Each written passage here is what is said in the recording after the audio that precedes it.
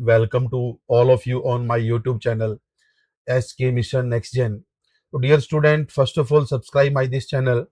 आज का जो हमारा टॉपिक होगा वो होगा इंडो पार्थियन. तो आइए हम आज के टॉपिक की तरफ मूव करते हैं. तो सबसे पहले हम जानेंगे इंडो पार्थियन के बारे में. तो हम यहाँ पे देखेंगे कि जो इंडो पार्थियन है, जिन्हें अगर हम बोलेंगे, इनको इंडो फल्लव भी कहा जाता है. इंडो फल्लव भी इनको कहा जाता है. इन्हें ईरान के एक पार्थियन वंश की एक शाखा थी. ये कहा जाता है इतिहासकारों के द्वारा कि ये जो है, जो पार्थियन या फल्लव थे ईरान के अंदर, उनकी ये एक ब्रांच माना जाता है. ये लगभग प्रथम शताब्दी ईसा पूर्व भारत में आए और उत्तर पश्चिमी भारत में अपना शासन स्थापित किया. इन्होंने गांधार और पंजाब में इंडो यूनानियन का स्थान लिया. जो इंडो ग्रीक थे उनकी जगह इन्होंने लिया, उनको रिप्लेस किया. Their rule was limited in extent and durations compare to their contemporary dynasty. समकालीन राजवंश की तुलना में इनका शासन क्षेत्र तथा शासनकाल दोनों सीमित थे.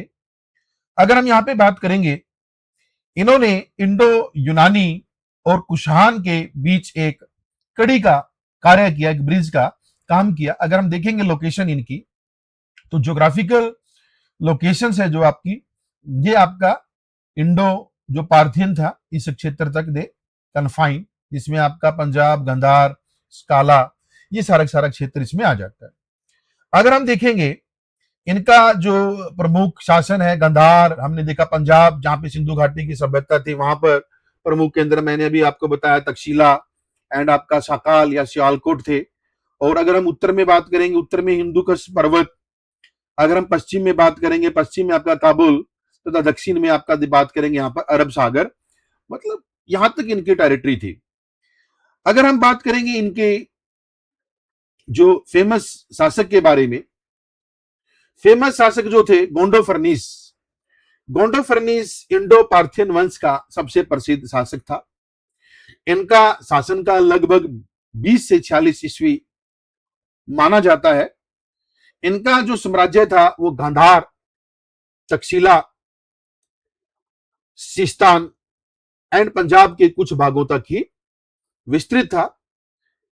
उनके सिक्कों पर महाराज, राजा, तिराज तथा ग्रेट किंग ऑफ किंग जैसी उपाधियां देखने को मिलती है.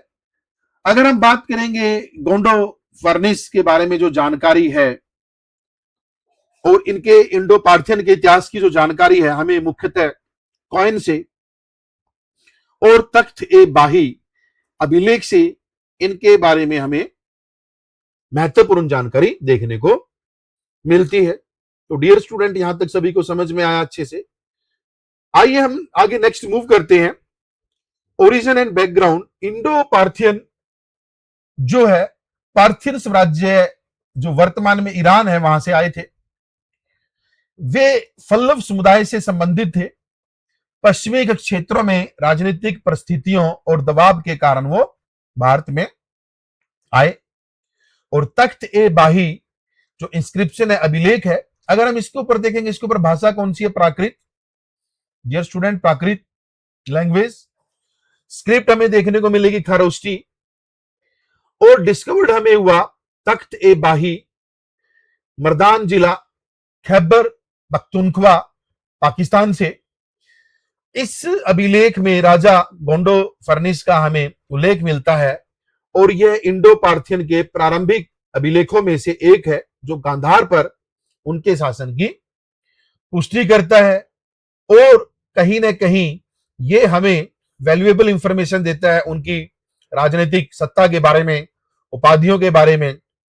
अगर हम बात करें स्थानीय जो भाषा एंड लिपि जो उनके द्वारा प्रयोग की गई, इसके बारे में हमें यहां से जानकारी मिलती है. डियर स्टूडेंट, तख्त ए बाही इंस्क्रिप्शंस के बारे में आपको अच्छे से समझ में आया. अगर एग्जाम्स में क्वेश्चन आया तो Takht i Bahi inscription related to the Indo Parthian.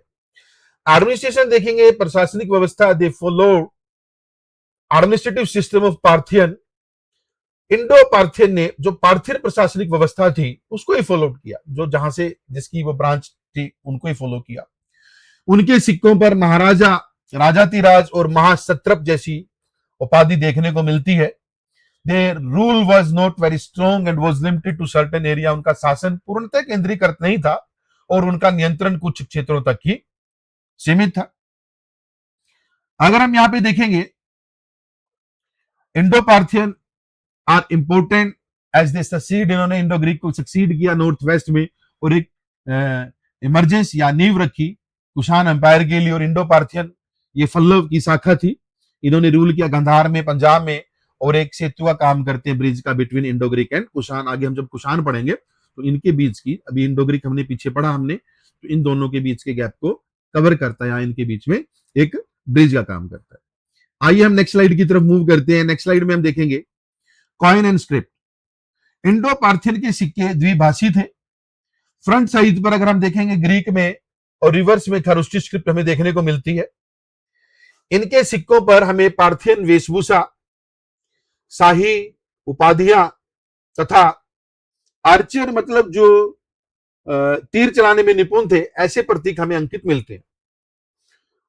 सिक्के किसके बने हुए थे? Very very most important, Indo Parthian coin were mainly made up of silver, copper and billon. Billons का मतलब यहाँ पे है तांबा और चांदी को मिक्स करके जो धातु बनाई जाती है, इसको बिलोन कहेंगे यहाँ पे।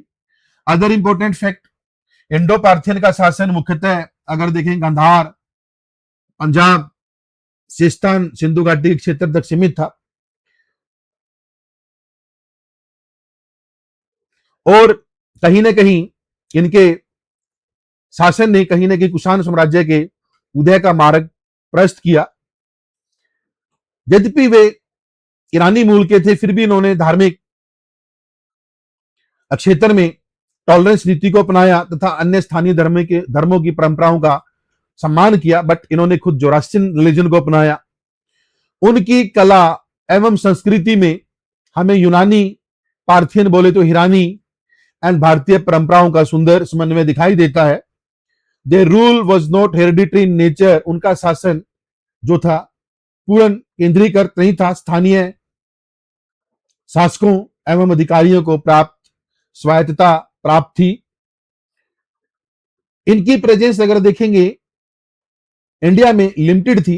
अगर हम इसको कंपेयर करें यूनानी एंड शक के कंपेरेटिवली, तो इनके कंपेरेटिवली इनका जो क्षेत्र था, जो उनका प्रभाव था, वो सीमित था। तो डियर स्टूडेंट, यहां तक सभी को समझ में आया। तो Indo Parthian are important because they succeed the Indo Greek in north west India and led the foundation for the emergence of Kushan empire. ये हम बार बार पढ़ चुके हैं। तो डियर स्टूडेंट, आई होप यहां तक सभी को समझ में आया। तो आइए हम नेक्स्ट स्लाइड की तरफ मूव करते हैं कि इंडो पार्थियन के बारे में। इंडो पार्थियन उत्तर पश्चिमी भारत में कुछ भागों में इंडो स्काइथियन के उत्तराधिकारी बने before the rise of the Kushan. Strategic centre की अगर हम बात करेंगे, इससे पहले हम लिमिटेड पॉलिटिकल कंट्रोल देख लेते हैं। इंडो पार्थियन का शासन पूर्णतः केंद्रीकृत नहीं था। स्थानीय राज्यपाल तथा अधीनस्थ शासकों को प्राप्त स्वायत्तता प्राप्त थी। स्ट्रेटेजिक सेंटर, इनके प्रमुख प्रशासनिक केंद्र तकसील, सियालकोट, सीस्तान तथा काबुल घाटी थी। अगर हम देखेंगे इनका जो कंट्रोल था लिमिटेड था। इनका शासन मुख्यतः गांधार, पंजाब, इंडस वैली तथा सीस्तान तक सीमित था। गंगा के मैदानों पर इनका प्रभाव अत्यंत सीमित या ना मात्र के बराबर है। डियर स्टूडेंट, ये ध्यान में रखना आपने। Main historical sources, Indo Parthian के अभिलेख बहुत कम प्राप्त हुए हैं। इनके इतिहास की जानकारी हमें खासकर सिक्के एवं तख्त-ए-बाई अभिलेख या पुरातत्व अवशेषों से हमें जानकारी मिलती है। इवन कुछ जानकारी हमें ईसाई ग्रंथ जिसको हम बोलेंगे उससे भी प्राप्त होती है, जिसमें खासकर गोंडो फर्निस का हमें उल्लेख मिलता है। रिलीजन्स की बात करेंगे, यद्यपि इंडो पार्थियन ईरानी मूल के थे, फिर भी इन्होंने धार्मिक टॉलरेंस नीति को अपनाया एंड सपोर्ट किया लोकल ट्रेडिशंस को। अपनी क्षेत्र में स्थानीय धर्म एंड परंपराओं का सम्मान एवं संरक्षण किया। डिक्लाइन देखेंगे, पतन जो शताब्दी की अगर हम बात करेंगे, जैसे कुषाण एम्पायर का साम्राज्य का विस्तार हुआ अंडर कुजुला कदफिसेस, उसके साथ ही साथ इंडो पार्थियन की शक्ति का पतन होने लगा। एंड ट्रांजिशन रोल की अगर हम बात करेंगे, Indo Parthian represent transition phase. ये इंडो पार्थियन को अगर हम बात करेंगे शक एंड कुषाण खासकर नॉर्थ वेस्टर्न रीजन में एक समरकालीन अगर हम बात करेंगे एक शक्ति के रूप में जाना जाता है और इनको एक ट्रांजिशन भूमिका इनके द्वारा जो निभाई गई उसके लिए जाना जाता है। तो डियर स्टूडेंट, इंडो पार्थियन के बारे में आपको अच्छे से समझ में आया। छोटा सा टॉपिक है, इसमें कुछ फैक्ट इंपॉर्टेंट है, तो आई होप ये आपको अच्छे से समझ में आया। तो dear student, thanks for watching. Please like, share, subscribe and press the bell icon. और आगे अच्छी अच्छी वीडियो के लिए मेरे इस चैनल के साथ एस के मिशन नेक्स्ट जेन के साथ जुड़े रहिए। तो मिलते हैं नेक्स्ट वीडियो में डियर स्टूडेंट, तब तक के लिए बाय बाय।